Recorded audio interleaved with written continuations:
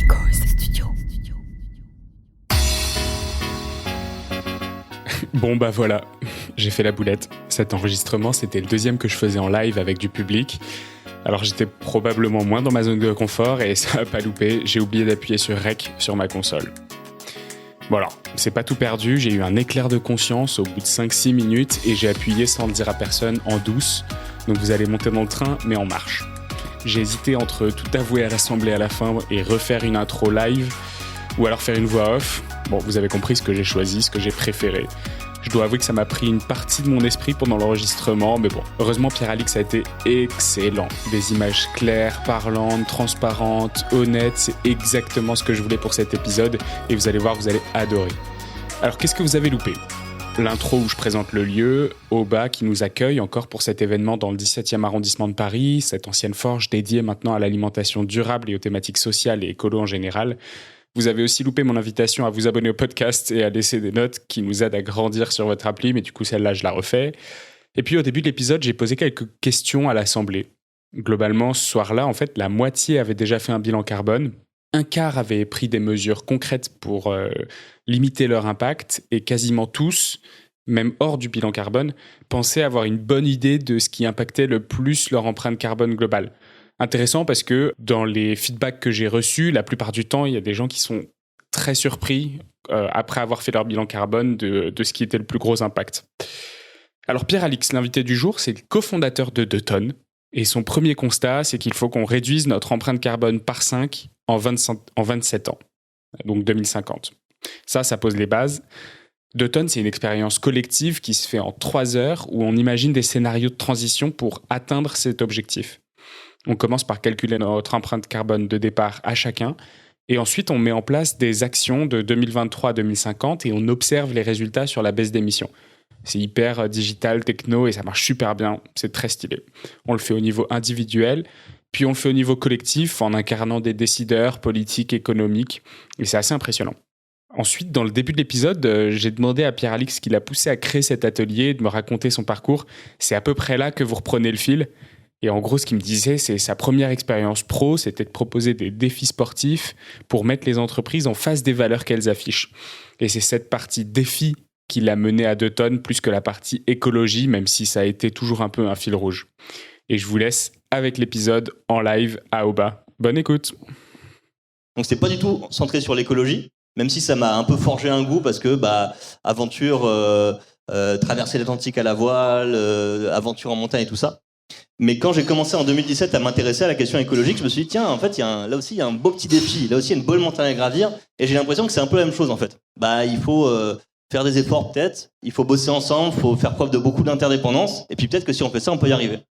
Et la vie m'a amené à partir en Argentine, à faire un tour de l'Argentine à vélo. Et puis là, j'ai vu des problèmes sur les projets qui étaient mis en place sur la transition énergétique.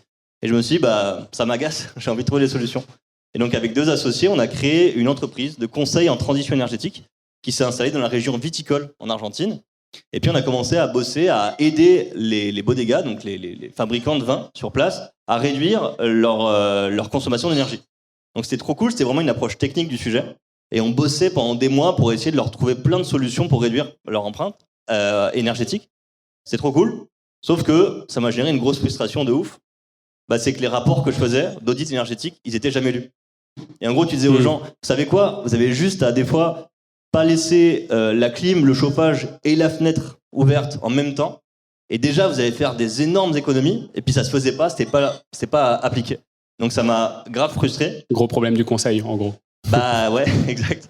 Et en fait, ça m'a grave frustré. Et à ce moment-là, quand j'ai décidé de rentrer en France, fin 2019, je me suis dit, en fait, peut-être qu'il faut que je revienne à mes premières amours, à revenir à ce côté humain-là, de dire, est-ce que je peux pas outiller les gens avec des expériences pédagogiques pour leur donner envie d'agir et leur donner les moyens d'agir en tant que tel. D'où le fait, via des aventures avec la fresque du climat, de rencontrer François Logier, qui venait de créer l'atelier 2 tonnes dans sa première version. Puis ça a cliqué entre nous, puis on s'est dit, faut qu'on bosse ensemble, il faut qu'on donne un maximum d'envol à ce projet-là. Et c'est allé super vite en fait, à partir du moment où vous avez trouvé ça, c'est 1 ou 2 ans même de déploiement du projet en lui-même, c'était hyper rapide. Ouais, c'est ça en fait, il y a une première phase où le projet était complètement informel, il n'y avait même pas de structure, même pas d'assaut, rien. Puis un jour on s'est dit, il faudrait vraiment qu'on puisse y donner de l'envol parce qu'on voit un gros potentiel d'impact On avait plein de retours positifs. Et là, on a essayé de se structurer en tant que tel. On a créé une entreprise de l'ESS et une asso fin 2020. Et à partir de là, ça a été assez ouf, ça a pris très vite. Et en gros, en moins de 3 ans, on a bientôt à 80 000 participants et un peu moins de 4 500 animateurs. Donc c'est débile, comme on dit au Québec, là, c'est fou, mais c'est trop bien. Si on plonge un peu dans le sujet analyse, du coup, on a parlé un peu avec les questions qu'on a posées à l'Assemblée au tout début de l'épisode. Quels sont les leviers individuels qui te paraissent être les plus puissants, vraiment ceux qui représentent une grosse part de notre empreinte carbone, et dans le mix un peu national, je dirais, c'est quoi la part de ces gros éléments? Déjà, le premier point, c'est de voir que d'une personne à l'autre, ça peut beaucoup varier. Ouais. Parce que l'empreinte carbone, ça se calcule sur un mode de vie, puis les modes de vie, ils sont ultra variés d'une personne à une autre. Donc le premier conseil à donner avant de répondre à la question, c'est de dire calculons tous notre empreinte carbone et sachons d'où on part. Et de là, on peut voir où sont nos plus gros leviers. Et en général, une fois que tu as calculé, tu sais où sont tes plus gros postes d'émission. Et de là, tu peux déterminer les leviers les plus pertinents.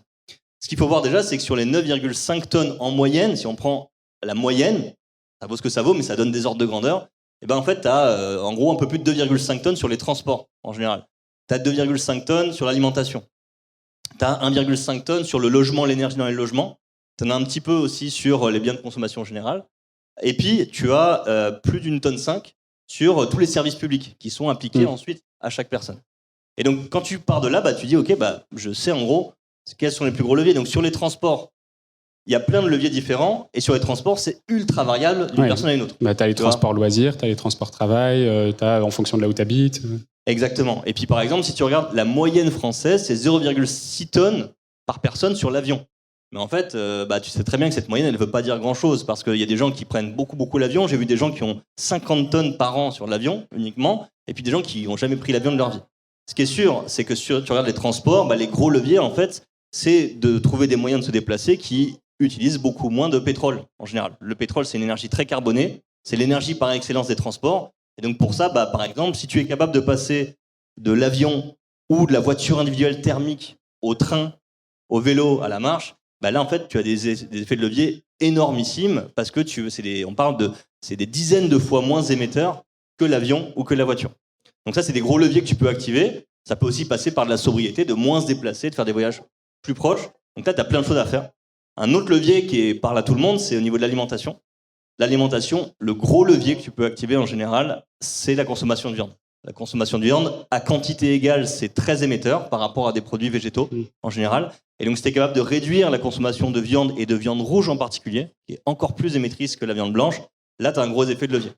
Par exemple, sur, encore une fois, un régime français moyen, devenir flexitarien, c'est-à-dire manger de la viande juste 2 repas par semaine, tu vas permettre de réduire d'1 tonne environ, ce qui est déjà quand même important. Et si tu passes un peu plus engagé, tu vas jusqu'à être végétalien, vegan, là tu peux être quasiment à 1,4 tonne. Donc voilà, c'est les gros leviers. Ensuite, je te le passe, mais sur le logement, là il y a un gros levier, c'est le chauffage.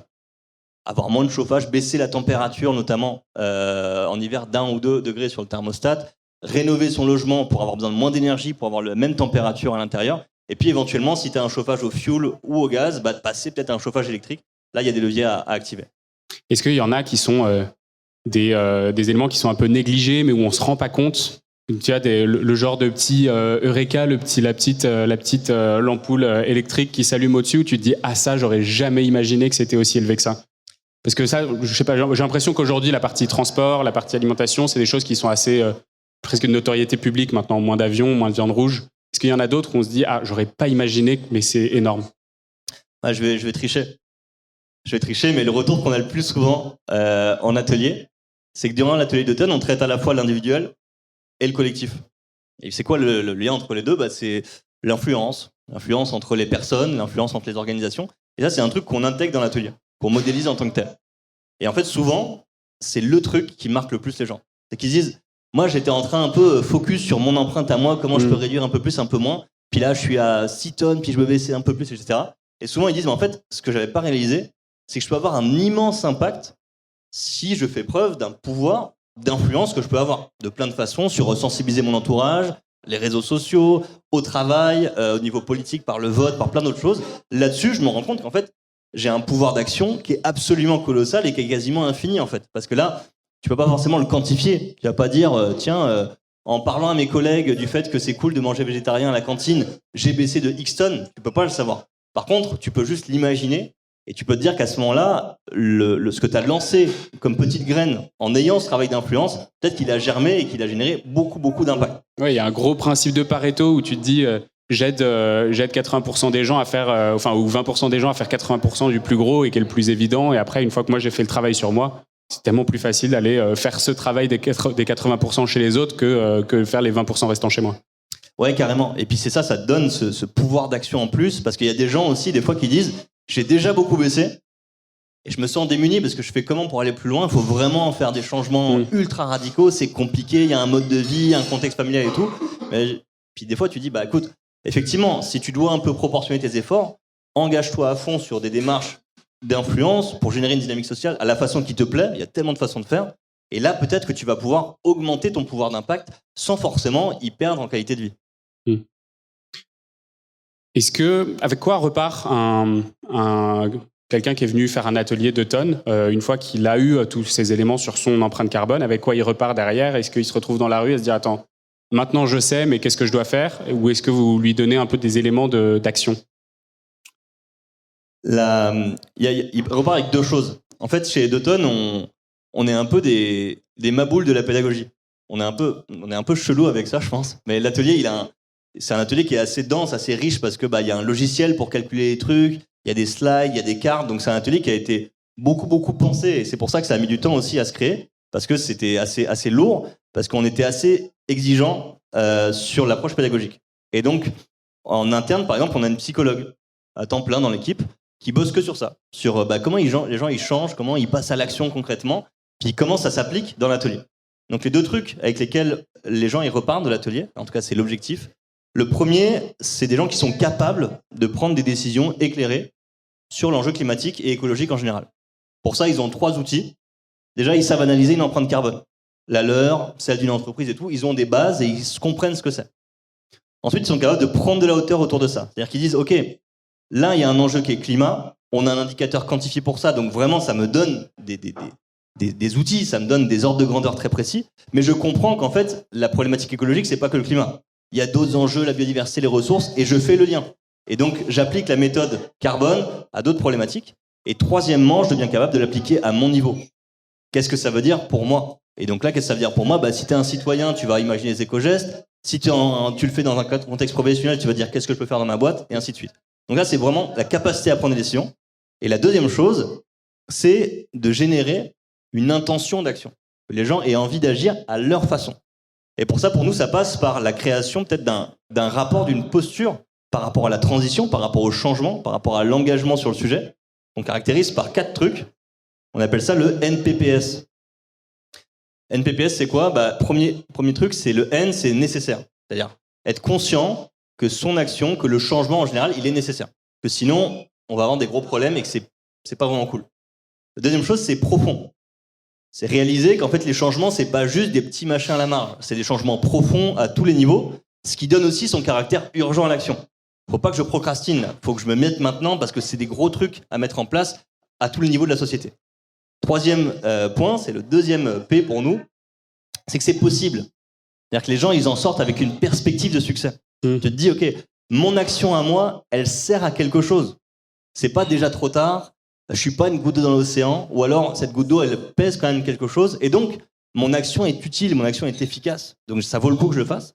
Puis le quatrième point, le S, c'est le côté souhaitable. Je me rends compte que oui, c'est sûrement un défi. Un défi, ça gratouille, c'est pas toujours agréable au tout début, mais en fait, un défi, des fois, c'est vachement cool, en fait. Tu réinventes plein de trucs, tu apprends, tu crées d'autres choses, et c'est pas juste je résous un problème, c'est peut-être j'ai une opportunité d'être encore plus épanoui. Donc c'est le fameux NPPS, nécessaire, profond, possible, souhaitable. On pense que si n'importe qui réalise ça à sa façon, à son niveau, il devient capable, ou elle devient capable, de prendre plein de décisions et d'agir.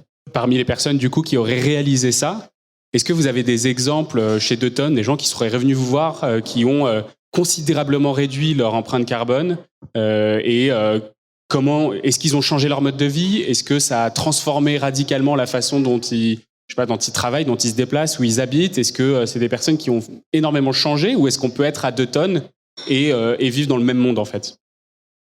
En fait, on a plein de témoignages qui sont assez ouf, et c'est même super touchant des fois, parce que tu te dis c'est juste un atelier de 3 heures, mais ça génère des trucs assez dingues.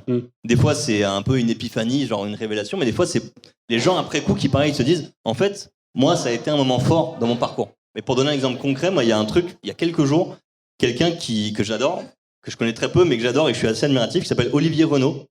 Il est chef d'entreprise dans le conseil, et c'est quelqu'un qui est super engagé en fait sur le sujet. Avec sa boîte, il développe des offres de conseils bas carbone, et puis il organise plein d'événements sur le sujet. Il y en avait un qui avait lieu aujourd'hui qui s'appelle Tech for Climate, qui paraît pas dans le nom, mais en fait qui est super engagé avec des intervenants de ouf, où tu as un questionnement très profond de nos modèles de développement. Et Olivier, il m'a dit récemment qu'en fait, lui, un de ses points de déclic, ça avait été l'atelier d'automne, et que c'est ça qui l'avait convaincu, notamment de devenir animateur de la fresque du climat, et de se lancer à fond là-dedans. Et donc c'est quelqu'un qui déjà, dans son mode de vie, a fait beaucoup de choses dans son rapport à son mode de vie. Dans son entreprise, a changé plein de trucs pour développer une offre bas carbone, mais surtout s'est rendu compte qu'il y avait un pouvoir d'influence qu'il avait envie d'appliquer. Donc aujourd'hui, il est au conseil d'administration de la fresque du climat. C'est quelqu'un qui a pris un gros pouvoir d'influence sur le sujet, et il m'a dit c'est 2 tonnes qui m'a fait réaliser que là, je pouvais avoir un immense pouvoir. Okay. Faudra que tu me files le contact, du coup, on pourra faire un petit épisode. Ouais, carrément. Est-ce que, à ton avis, parce que ça fait quand même, maintenant, ça fait 8-10 ans qu'on nous dit, enfin un peu moins, peut-être 7-8 ans, depuis en gros l'accord de Paris, qu'on nous dit il faut être à 2 tonnes à 2050, et ça fait 8-10 ans qu'en fait les émissions par personne s'envolent. Est-ce qu'aujourd'hui on peut encore dire 2 tonnes c'est l'objectif? Est-ce que c'est réaliste? Est-ce que c'est réalisable? Est-ce qu'il faut se serrer la ceinture encore plus pour y arriver? C'est quoi les échelles là-dessus? La réponse est oui. Je vais m'expliquer. Donc si on regarde 2 tonnes en 2050, c'est dans 27 ans. Effectivement, si tu regardes la trajectoire et si tu regardes l'ampleur, la hauteur de la marche à franchir, tu peux dire c'est pas de la tarte, c'est pas gagné, et ça semble dur à y arriver. Ouais, c'est clair. Ça, c'est clair. Cependant, tu peux aussi te dire ok, mais comment elles changent les sociétés? Donc 27 ans, 2050, c'est dans 27 ans. C'était quoi la société française il y a 27 ans? Il y avait quand même 2-3 trucs qui étaient quand même très différents. Donc en fait, ce que je veux dire par là, c'est que les leviers de la transition, les leviers pour réduire notre empreinte carbone, on les connaît. La plupart des gros leviers, on les connaît. Ils sont applicables, les technologies sont là. Il y en a beaucoup qui sont déjà dans le débat public. Donc on les connaît. Donc il n'y a pas besoin d'aller sur Mars, créer des usines, faire des trucs comme ça. On les connaît, les leviers. Et la seule question, c'est comment on les met en œuvre suffisamment vite, de façon suffisamment ambitieuse, pour arriver à cet objectif-là. Et l'histoire, elle n'est pas écrite. C'est-à-dire qu'en 27 ans, tu as beaucoup de choses qui peuvent changer dans la société française et faire en sorte que des trucs qui aujourd'hui paraissent quasiment impossibles à mettre en œuvre, peut-être dans quelques années, ce sera des évidences. Et j'en veux pour preuve qu'il y a des normes dans la société qui changent très vite. Il y a quelques années, on avait des débats de société sur, l'avortement, le droit de fumer dans les lieux publics, la sécurité routière, le fait de l'ivresse au volant et tout. Il y a plein de choses qui ont changé très vite. Donc si tu regardes, j'ai regardé les stats il n'y a pas longtemps, dans les années 50, il y avait 18 000 morts par an pour la sécurité routière sur les routes. Aujourd'hui, on est à moins de 3 000. Et il y a 27 ans, on était à un peu plus de 9 000. Donc en fait, tu as une courbe qui est ultra forte. Et en fait, ça, c'est quoi? C'est des changements sociétaux. C'est l'État qui a pris des lois, c'est les constructeurs de véhicules qui ont changé pas mal de trucs, et c'est aussi des normes sociales qui ont beaucoup changé. Où tu dis maintenant, t'es bourré, tu conduis pas. Alors qu'à une époque, t'es bourré, fais-toi plaisir, il n'y a aucun problème. Donc là, c'est un exemple. Pareil pour l'interdiction de fumer dans les lieux publics. À l'époque, les gens disaient, mais c'est impossible que les Français acceptent ça. Ça passera jamais. C'est viscéral, en fait. Et en fait, t'as une loi qui est passée, et en 15 jours, c'est devenu insupportable que quelqu'un fume dans un lieu public, alors qu'avant, c'était évident. Donc pour moi, c'est des exemples comme ça, et on peut en trouver plein d'autres, qui montrent qu'en fait, l'histoire, elle est vraiment pas écrite. Il y a plein de façons d'y arriver, et la seule question, c'est d'être suffisamment ambitieux, dès aujourd'hui, pour mettre en place les bons changements et enclencher la bonne dynamique avec tous les acteurs. Et tu vois, si tu dis suffisamment ambitieux pour 2050, en fait, 27 ans, ça paraît tellement loin. 2050, si on me dit il faut que je sois à 2 tonnes en 2050, j'arrive à me dire je m'y mets en 2040, il me reste 10 ans pour agir, c'est large, tu vois. Donc aujourd'hui, se dire ma limite, enfin ma deadline, c'est 2 tonnes en 2050, ça paraît trop loin. Et d'ailleurs, il y a certains scientifiques qui disent depuis quelques mois, années, en fait, 2 tonnes, c'est pas un objectif en soi et ça a été mal amené. Il faudrait pas dire 2 tonnes, il faudrait dire plutôt moins 5%. Et d'ailleurs, aujourd'hui, c'est plutôt autour de moins 7, moins 8% par an jusqu'à 2050, ce qui donne quelque chose qui est vachement plus annuel et peut-être un objectif qui est plus actionnable pour les personnes qui voient une deadline beaucoup plus proche. Est-ce que c'est quelque chose que vous essayez de faire avec 2 tonnes aussi, de vous remettre un peu dans cette disposition de revenir sur du court terme en fait? Bah, c'est un excellent point.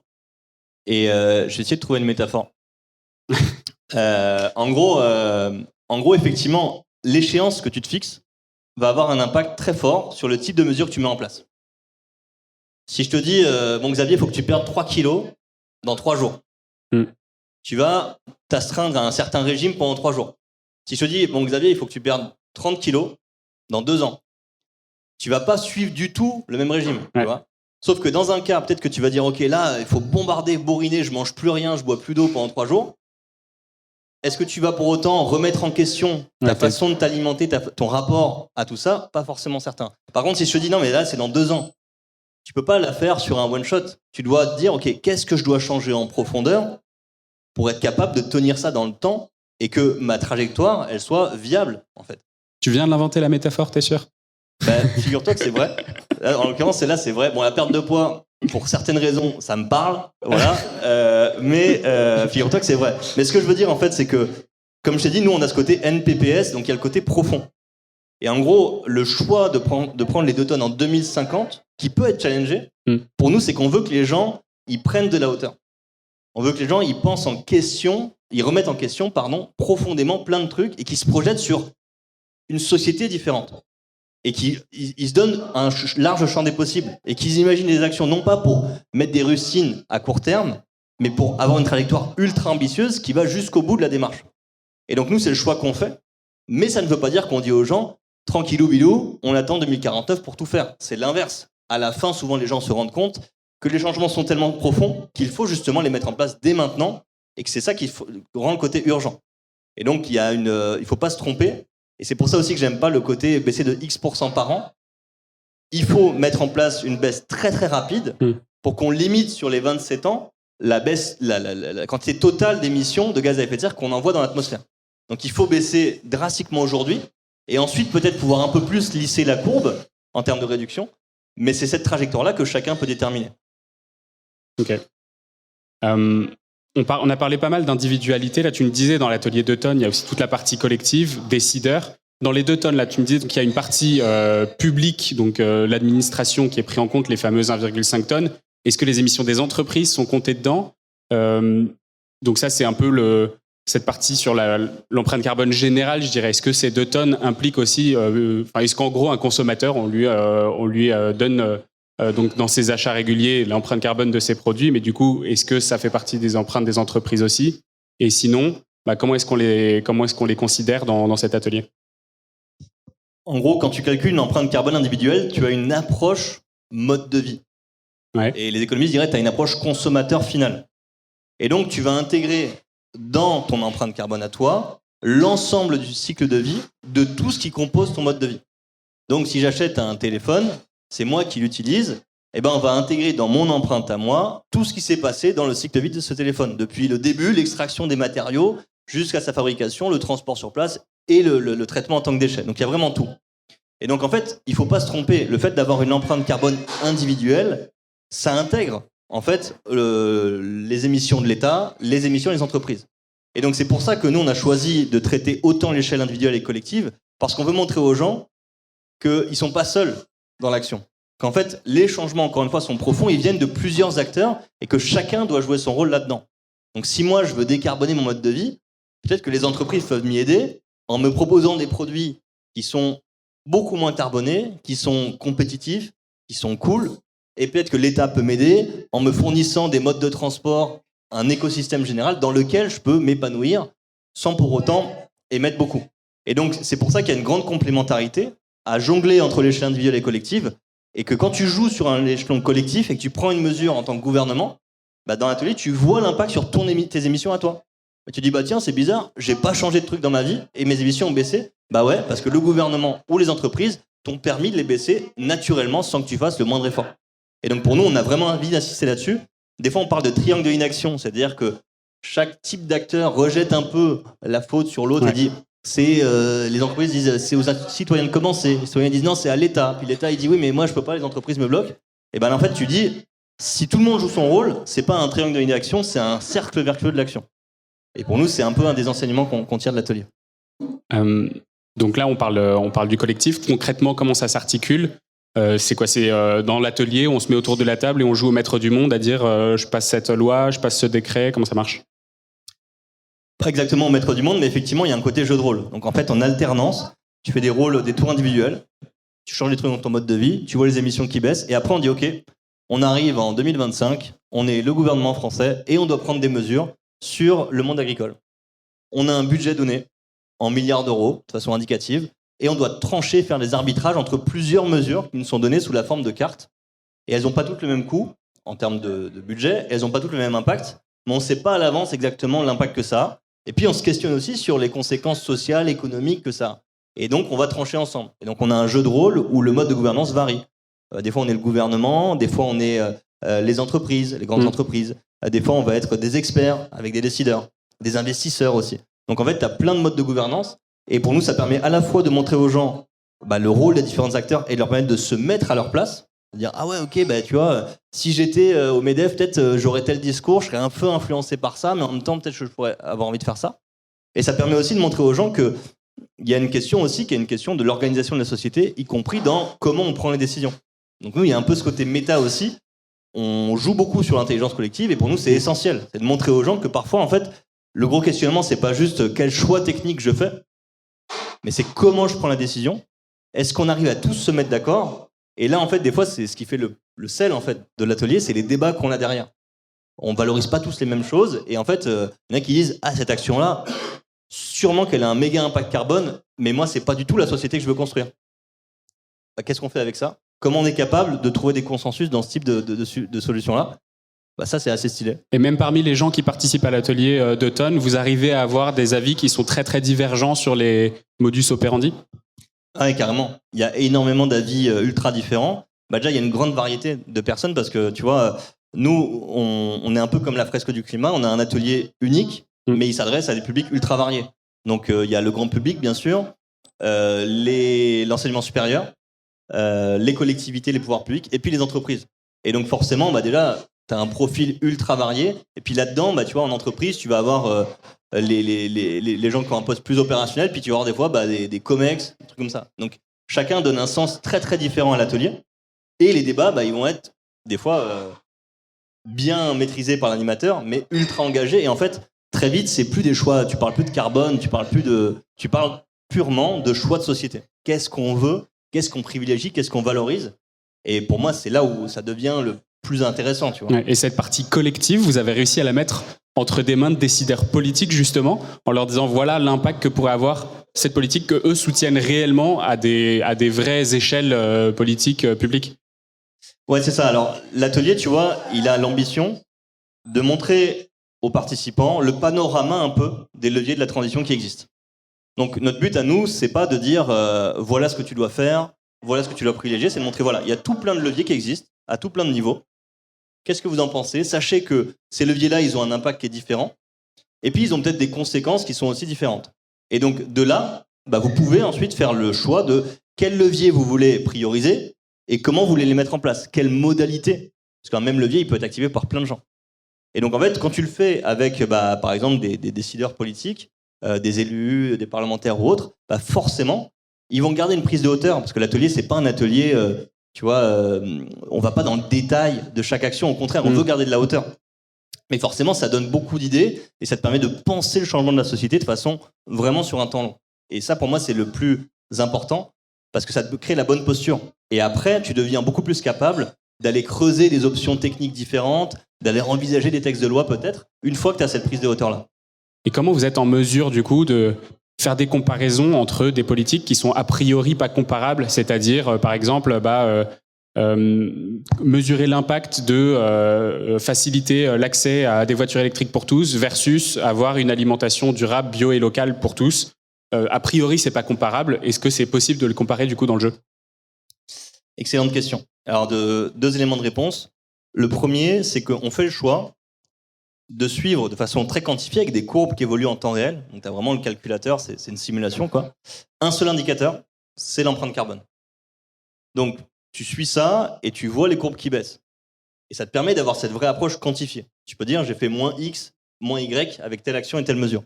Ça ne veut pas dire que c'est un indicateur parfait. Parce qu'encore une fois, la transition écologique, il n'y a pas que le climat. Mais déjà, ça te donne, tu vois, tu peux comparer deux actions d'un point de vue quantifié sur un indicateur écologique. Et après, tu peux débattre de oui, mais il y a tout le reste.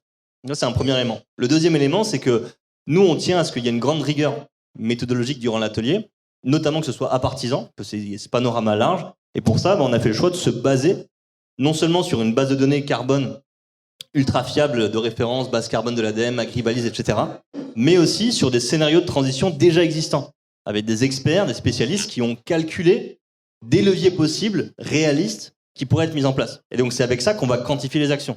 C'est avec ça qu'on va dire, bah tiens, il serait possible et pertinent d'avoir tel mix énergétique en 2050. Il serait possible de remplacer telle partie du parc véhicule thermique par du parc véhicule électrique.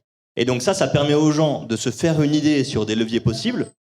Mais comme tu dis, c'est dur à comparer parce que si on dit, OK, il faut qu'on remplace tous nos véhicules thermiques par des véhicules électriques. Mais c'est qui le fait en fait ? C'est les entreprises qui disent, vas-y, nous on y va à fond et on change notre process. C'est l'État qui légifère. C'est les gens qui disent, bah moi je veux plus acheter de voitures thermiques, j'achète des voitures électriques. En fait, c'est un peu des trois. Mais d'où ça va venir ? Bah ça, c'est les gens qui peuvent l'imaginer. Si vous voulez, si vous avez des questions, je vous propose de les préparer rapidement dans votre tête. Moi, je pose encore 2-3 questions, le temps que vous puissiez vous préparer, et puis après, c'est à votre tour. Combien de personnes ont été formées ? Tu me disais environ 80 000. C'est quoi les ambitions de l'atelier d'Eutonne aujourd'hui ? Où est-ce que vous en êtes et où est-ce que vous voudriez être dans 5 ans, ou même en 2050 ? Excellente question. En gros, on s'est beaucoup questionné sur la raison d'être. Parce qu'on s'est dit, c'est cool, on a un atelier, mais c'est un outil en fait. Un outil, c'est cool, mais si ça c'est un moyen, c'est pas une fin en soi. Nous, la fin en soi, c'est qu'on veut accélérer la transition écologique pour respecter les limites planétaires, garantir un mode de vie qui soit digne quand même pour les gens, avec de la justice sociale. Mais on veut aussi que les gens ils deviennent encore plus heureux grâce à ça. Et on y croit dur comme fer. Et pour ça, on voit un point de passage, c'est les 2 tonnes en 2050.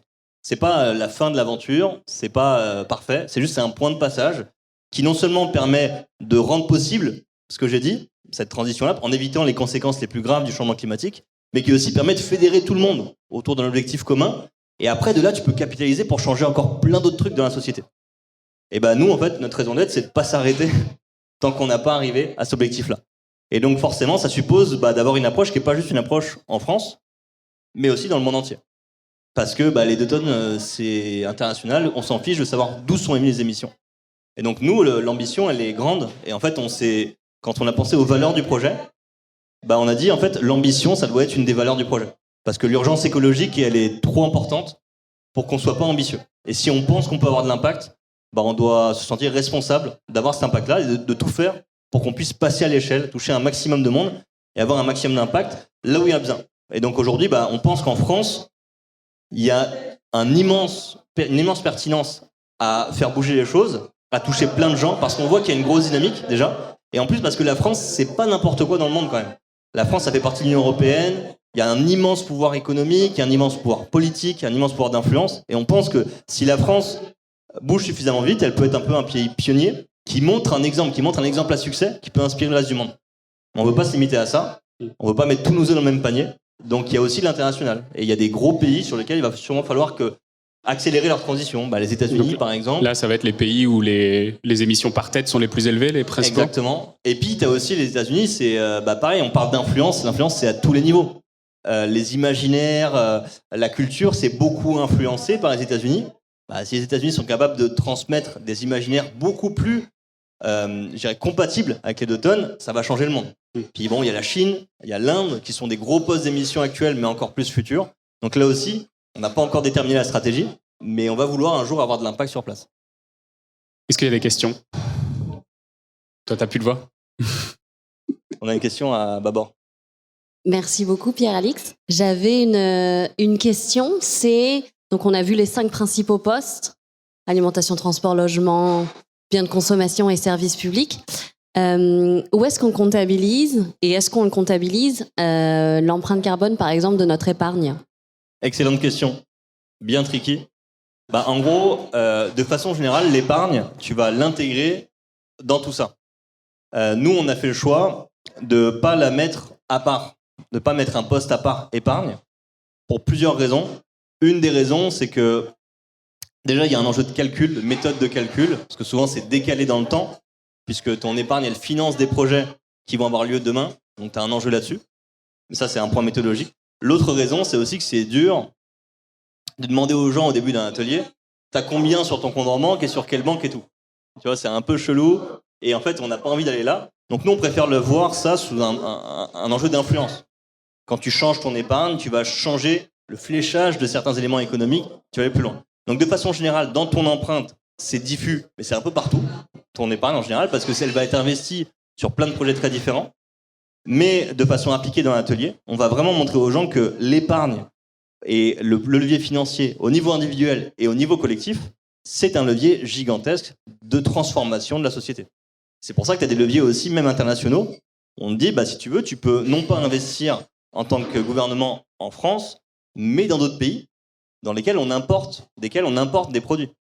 Et peut-être que si tu fais ça, tu vas les aider à eux-mêmes décarboner leur process de production et à baisser ton empreinte chez toi. Ça répond à la question ? Excellent. On a encore une autre question. Hello, merci pour toute cette discussion hyper intéressante. Ma mère, elle est hôtesse de l'air. Et du coup, comment elle doit calculer, en fait, comment elle doit noter sur 2 tonnes tous ces voyages qu'elle fait. En plus, elle fait du long courrier, donc c'est l'enfer, c'est 100 tonnes par an. Et la deuxième question, c'est de se dire, au final, si aujourd'hui elle travaille plus en tant que personnel navigant, il y aura toujours quelqu'un qui prendra sa place. Donc, est-ce que c'est une action qui a de l'impact de changer de métier dans ce cas spécifique-là ou pas? Et voilà, comment discuter avec elle, a priori. Je vois. Vaste question. Déjà, sur le calcul. L'empreinte carbone individuelle, pour nous, c'est un outil de visualisation qui a un but, c'est de te permettre de passer à l'action.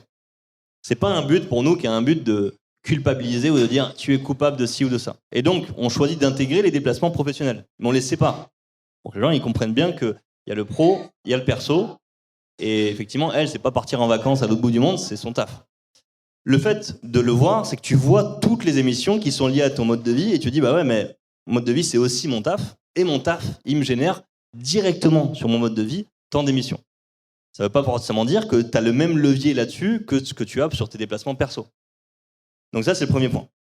C'est vraiment de voir ce que tu as comme émission directe, mais c'est pas forcément dire tu es coupable de tout. Une fois que tu sais ça, tu peux voir le levier que tu veux activer. Et donc peut-être qu'elle va se dire, un levier que je veux activer, c'est changer mon lieu de vacances pour aller moins loin. Et puis un autre levier, peut-être, je vais me dire, au niveau professionnel, j'ai plein de choses à faire. Et là, il y a plein de stratégies possibles. Et c'est pas à moi de dire ce que tu dois faire, ou à ta maman, en l'occurrence. Mais il y en a qui vont dire, moi, je veux rester dans la boîte, mais mener plein d'actions pour essayer au maximum que l'entreprise change son modèle d'affaires, son modèle de création de valeur pour être compatible avec la transition écologique. Et c'est louable et c'est cool, et il y a plein de gens en France qui le font, et ça a un immense impact. D'autres qui vont dire, j'ai l'impression qu'effectivement le plus gros levier, ça serait de partir travailler ailleurs, et qui vont aller travailler ailleurs, et là, souvent, ça a un impact. Ça a un impact déjà parce que peut-être si tu vas dans un projet qui est beaucoup plus compatible, tu vas l'aider à se développer, mais aussi parce que ça marque les employeurs. Nous, on bosse avec plein de boîtes, et il y a de plus en plus de démissions de gens, et ça fait mal. Ça fait grave mal, en fait, quand tu as des gens compétents, talentueux, ambitieux, déterminés, qui disent, moi, je pars, ça picote. Et ça marque les consciences, en fait. Et il y a plein de boîtes qui se disent, en fait, c'est même pas que j'ai envie de bouger, c'est que je suis obligé, sinon je perds tous mes gens. Donc ça, c'est un levier, mais il faut vraiment que chacun le pense à son échelle. Moi, je viens d'une famille où il y a 4 générations de bouchers avant moi. forcément, le végétarisme, ça, tu vois, ça gratouille pour le coup. Mais bon, chacun peut faire son cheminement et déterminer les choix de carrière qu'il veut faire et tout. Et puis surtout, c'est si tu quittes une entreprise, dire pourquoi tu la quittes. Si tu quittes ta banque, dire pourquoi tu la quittes, parce que c'est ça qui marque plutôt que juste s'en aller. Ouais, grave. Et on en revient, tu vois, à ce truc de l'influence. C'est quelle action je fais, mais surtout quel message ça envoie. Est-ce que je peux envoyer un gros message avec ça?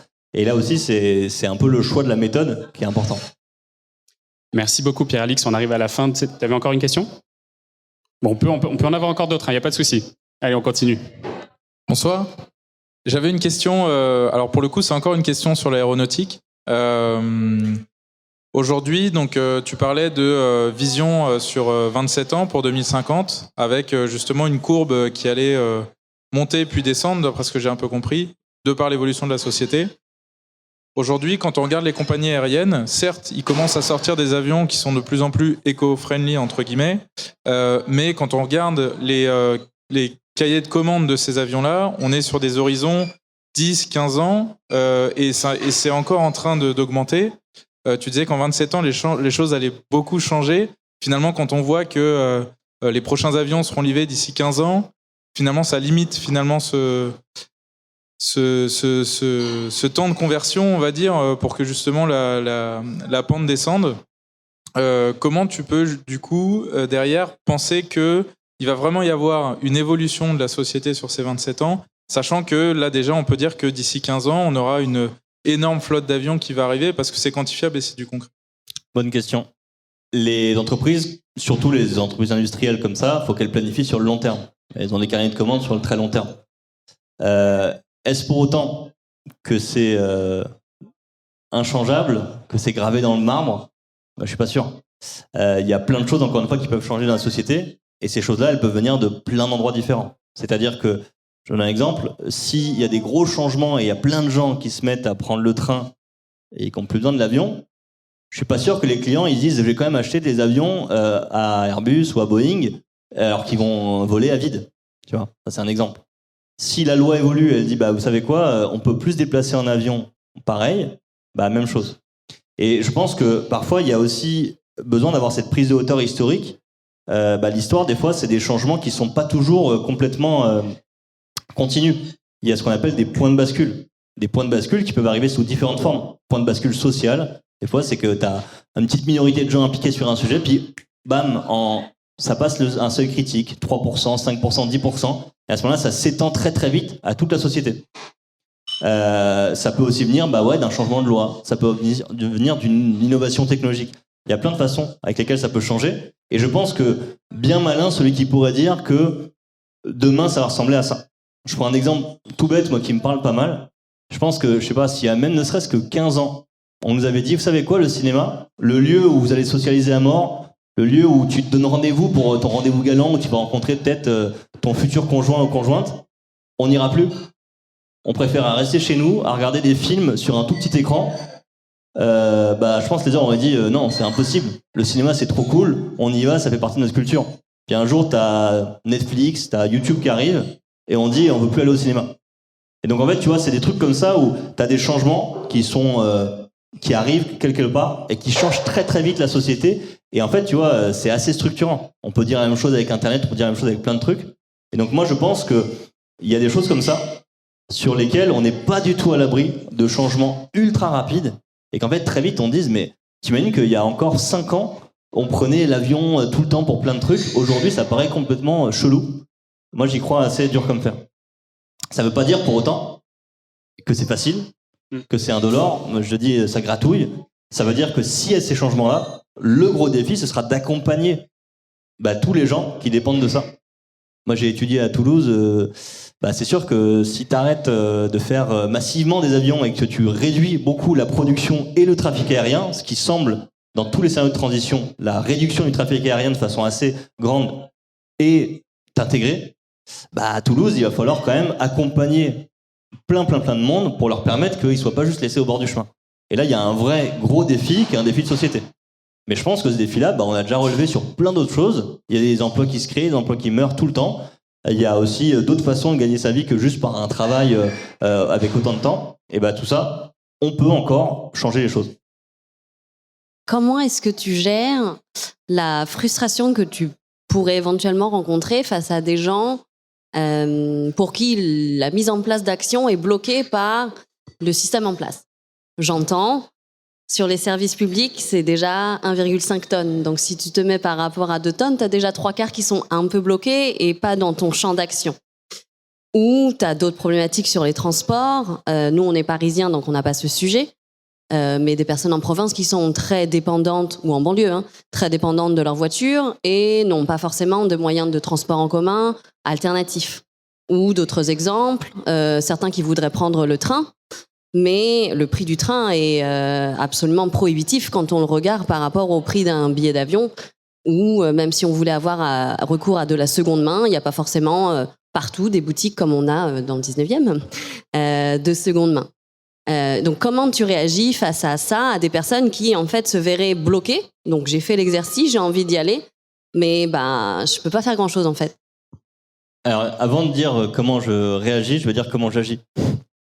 Déjà en fait l'atelier d'automne il sert à ça. C'est-à-dire que l'atelier d'automne, le but c'est de dire aux gens, c'est pas Yaka Faucon, c'est pas t'as qu'à arrêter de prendre la voiture, c'est de dire non mais attends, ça serait peut-être un bon levier pour toi, peut-être tu le dis toi-même, de réduire le nombre de kilomètres que tu fais en voiture par an. Mais en fait, ça dépend pas que de toi. Et en fait, il y a plein d'autres choses à faire. Et donc, au lieu de te dire juste, moi, je vais tout changer, je vais faire le héros du jour au lendemain, ce qui en général se passe pas, peut-être je vais me dire, ok, mais moi, j'ai envie de changer parce que je comprends qu'il y a d'autres acteurs qui vont m'aider aussi. Et que si je me projette dans un temps qui est assez long, je vois que c'est pas juste moi tout seul. Et que moi, je peux enclencher une dynamique, lancer les choses et ça va permettre beaucoup d'autres choses. Donc ça, c'est le premier point. Le deuxième point, c'est que pour moi, nous, chez Dotton, on est des pédagogues. Et pour moi, la base d'un pédagogue, c'est de faire confiance en l'être humain. C'est d'aimer les êtres humains et de dire, ils sont tous différents, ils sont tous singuliers, mais c'est pas pour autant qu'il faut ne pas les aider à changer autant qu'ils le veulent, autant qu'ils le peuvent. Et je pense, un prof qui a pas envie de faire changer les enfants, faut pas qu'il soit prof, a priori. Nous, c'est pareil, en fait. Moi, j'adore, en fait, avoir des retours super différents de gens qui, à chaud, vont te dire ouais, mais on peut pas, ou qui vont avoir des émotions super différentes. Et c'est pas pour autant que ce cheminement-là, il sert pas beaucoup dans leur cheminement intellectuel, philosophique, personnel. Et donc, moi, je trouve ça, au contraire, ultra riche d'avoir des gens qui ont des postures différentes avant l'atelier et après l'atelier. Et tu te rends compte des fois que les gens, ils ont vécu le même atelier et qu'il y en a un qui va dire ah, mais en fait, on peut y arriver, c'est trop cool, moi j'ai envie d'y aller à fond. Un autre qui va dire ah, c'est impossible, on n'y arrivera jamais, c'est mort. Et en fait, je trouve que c'est ça la richesse aussi, c'est de confronter des points de vue. Et souvent, c'est ça qui nous enrichit. C'est pour ça qu'on a choisi ce format d'intelligence collective. C'est pour que précisément tu comprennes que ta façon de voir la chose, c'est pas la seule, et que tu t'enrichisses du regard des autres. Et si tu fais confiance dans l'humanité en général, tu vas dire on va tous s'aider un petit peu d'une façon ou d'une autre à ce qu'on y arrive. Donc moi, je réagis pas mal. Je suis en mode c'est cool, mature ça. Puis peut-être que tu seras surpris, peut-être que tu vas voir dans 3 semaines, 3 mois, 3 ans, des trucs qui vont te dire ah mince, peut-être que je m'étais trompé. En fait, il y a plus de leviers possibles que j'y croyais. Puis là, maintenant, il y a un truc qui arrive qui fait que maintenant, je me sens beaucoup plus capable et j'ai beaucoup plus envie d'agir. Oui, ma question, c'était... on parle souvent de climat et c'est le cas là dans le podcast. Mais tu as dit aussi que tu essayais de un peu ouvrir la vision à d'autres enjeux écologiques. Donc, comment toi, tu l'abordes dans l'atelier ? Effectivement, le climat, c'est une problématique, c'est une limite planétaire. Il y en a 9 qui existent. Tu prends l'analyse des limites planétaires. Et donc, il ne faut pas agir que sur le climat. Il ne faut pas avoir une approche en silo, en disant j'ai un seul indicateur et le reste, je m'en fiche. Parce que c'est le meilleur moyen de faire des erreurs dans l'analyse et dans les actions que tu mets en place. Et donc, nous, durant l'atelier, c'est très très dur de faire un atelier qui, en 3 heures, couvre tout et respecte les objectifs pédagogiques qu'on s'est fixés. Cependant, tu peux faire des liens très forts.